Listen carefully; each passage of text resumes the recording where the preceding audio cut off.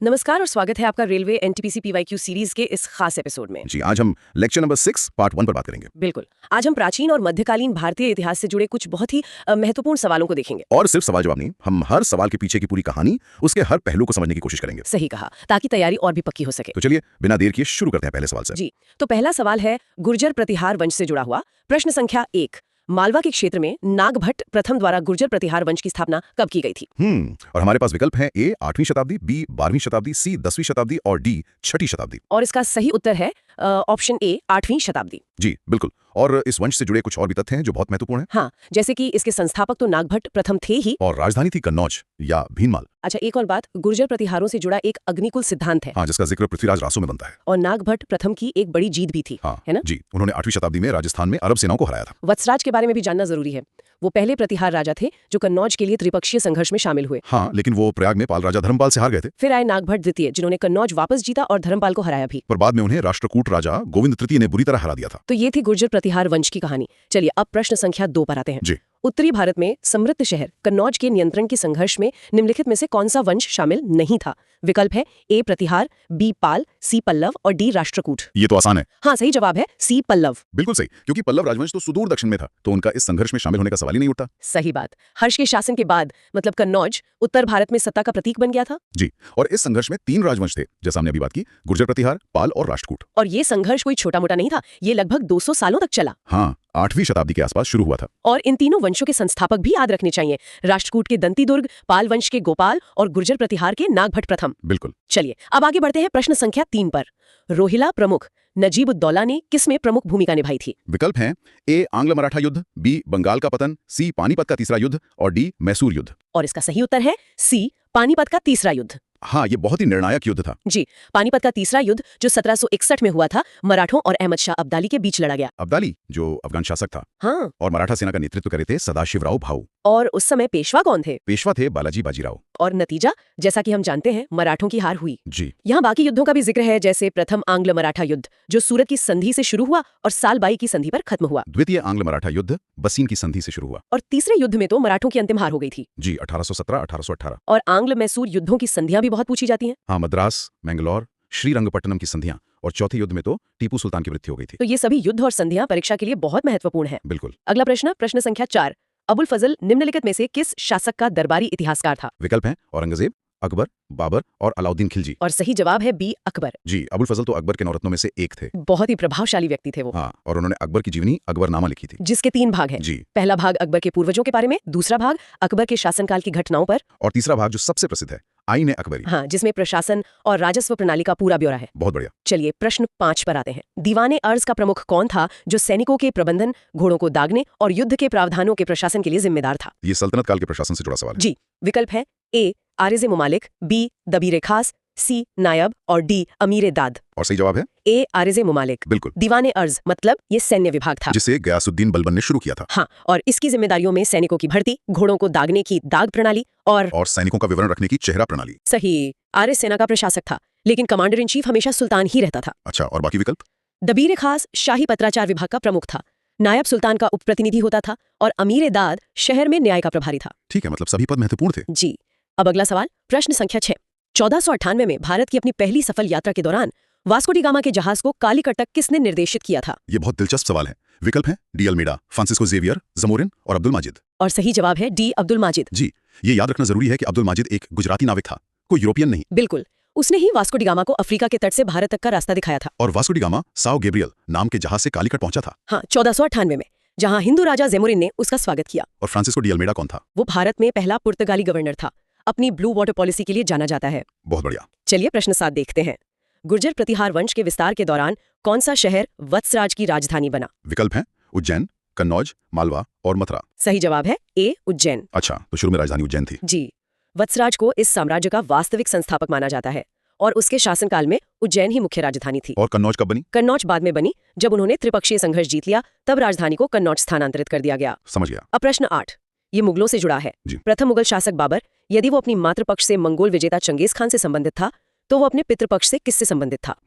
विकल्प हैं मोहम्मद गोरी, तैमूर, महमूद गजनी और इब्राहिम लोदी। और सही उत्तर है बी तैमूर। जी, बाबर 2 महान विजेताओं का वंशज था, ये बहुत खास बात है। बिल्कुल, पितृपक्ष से तैमूर का वंशज और मातृपक्ष से चंगेज खान का। और वो आया कहाँ से था? वो मूल रूप से मध्य एशिया के फरगना से था। सिर्फ 12 साल की उम्र में गद्दी पर बैठ गया था। और 1504 में उसने काबुल पर कब्जा कर लिया, भारत आने से पहले। सही। अगला प्रश्न देखते हैं। प्रश्न 9। 1739 में किस विदेशी शासक ने भारत पर आक्रमण किया जिससे दिल्ली में नरसंहार हुआ और मुगल साम्राज्य और कमजोर हो गया? विकल्प हैं नादिर शाह, अहमद शाह अब्दाली, शेर शाह और बाबर। इसका जवाब है ए नादिर शाह। ईरान का शासक। जी, और उस समय मुगल सम्राट था मोहम्मद शाह रंगीला। करनाल का युद्ध भी तो इन्हीं के बीच हुआ था। हाँ, 1739 में नादिर शाह और मुगलों के बीच। नादिर शाह ने दिल्ली को बुरी तरह लूटा और वो अपने साथ कोहिनूर हीरा और मयूर सिंहासन भी ले गया। जी। चलिए अब थोड़ा और पीछे चलते हैं। प्रश्न 10, हड़प्पा सभ्यता पर।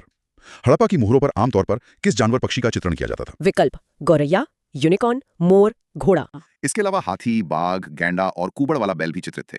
लेकिन एक महत्वपूर्ण बात यह है कि मोहरों पर घोड़े और शेर का चित्रण आमतौर पर नहीं मिलता है। बिल्कुल। ठीक है। अगला सवाल। प्रश्न 11। सिंधु घाटी सभ्यता का धौलावीरा स्थल निम्नलिखित में से किस अभ्यास के लिए सबसे अधिक जाना जाता है? विकल्प लोहे के औजारों का उपयोग, रॉक कट वास्तुकला, जल संरक्षण प्रणाली या गाड़ियां बनाना। सही उत्तर है सी जल संरक्षण प्रणाली। धौलावीरा जो गुजरात के कच्छ में है। जी, लूनी नदी के तट पर ये अपनी उन्नत जल प्रबंधन प्रणाली के लिए बहुत प्रसिद्ध है। और इसकी एक और खासियत है ना। हाँ, ये एकमात्र ऐसा शहर था जिसे 3 भागों में विभाजित किया गया था। और इसकी खोज जेपी जोशी और आरएस बिष्ट ने की थी। सही। चलिए अब प्रश्न 12। मगध में शुंग वंश का स्थान किस वंश ने लिया? विकल्प है ए सातवाहन, बी कण्व, सी गुप्त, डी कुषाण। इसका सही जवाब है बी कण्व। जी, शुंग वंश के संस्थापक पुष्यमित्र शुंग थे। हाँ, और शुंगों के बाद कण्व वंश आया जिसकी स्थापना वासुदेव कण्व ने की। पतंजलि भी तो पुष्यमित्र शुंग के समकालीन थे। जी, और कालिदास का नाटक मालविका अग्निमित्रम पुष्यमित्र के बेटे अग्निमित्र पर आधारित है। बहुत बढ़िया। प्रश्न 13। द्विभाषी शिलालेखों वाले सिक्के जारी करने वाला भारत यूनानी राजा था? अपोलोडोटस, मिनांडर प्रथम, डेमेट्रियस या एंटीएल्किडास। सही उत्तर है सी डेमेट्रियस। हाँ, इन सिक्कों में एक तरफ ग्रीक और दूसरी तरफ खरोष्ठी या ब्राह्मी लिपि होती थी। ये बहुत अनूठा था। जी, और सबसे प्रसिद्ध भारत यूनानी राजा मिनांडर प्रथम था जिसे मिलिंद भी कहते हैं। मिलिंद पन्हो पुस्तक उन्हीं के बारे में है। बिल्कुल, बौद्ध भिक्षु नागसेन और मिनांडर के बीच की बातचीत। ठीक है। प्रश्न 14। मौर्योत्तर साम्राज्यों के दौरान एक आंतरिक व्यापार मार्ग उत्तरापथ किसको जोड़ता था? इसका सही उत्तर सीधे देखते हैं। विकल्प डी, भारत के उत्तरी और पूर्वी भागों को उत्तर पश्चिमी क्षेत्र से। जी, उत्तरापथ यानी उत्तरी मार्ग उत्तर पश्चिम में तक्षशिला को, पूर्व में बंगाल या पाटलिपुत्र से जोड़ता था। और एक दक्षिणापथ भी था। हाँ, जो उत्तर भारत को दक्षिण भारत से जोड़ता था। स्पष्ट है। प्रश्न 15। एक बैक्ट्रियन ग्रीक शासक डेमेट्रियस का संघर्ष किसके साथ हुआ था? विकल्प सिमुक, नहपान, हर्ष या पुष्यमित्र। सही जवाब है डी पुष्यमित्र। मतलब पुष्यमित्र शुंग। जी, डेमेट्रियस प्रथम ने उत्तर भारत पर आक्रमण किया और उसका संघर्ष पुष्यमित्र शुंग से हुआ जिन्होंने मौर्यों के बाद शुंग वंश की स्थापना की थी। ठीक है। प्रश्न 16। सीथियन या शक मूल रूप से कहां से आए थे? दक्षिण पूर्व एशिया, दक्षिण भारत,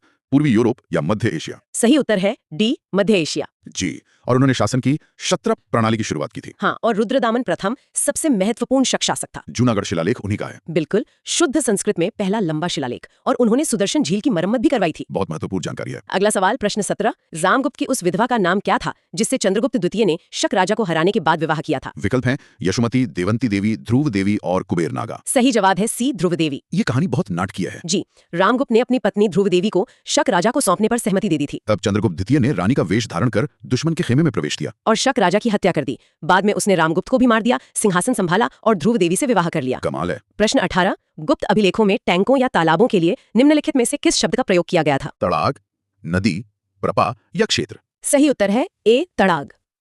तड़ाग मतलब तालाब। जी, गुप्त काल के कुछ और प्रशासनिक शब्द भी हैं जैसे पुष्टपाल जो भूमि रिकॉर्ड अधिकारी था, उपरिक जो प्रांतीय गवर्नर था, प्रथम कुलिक मुख्य शिल्पकार और प्रथम कायस्थ जो लेखकों का प्रमुख था। अच्छा, इसी से जुड़ा है प्रश्न 19। कायस्थ समुदाय का प्रमुख कौन था? ये तो आसान हो गया।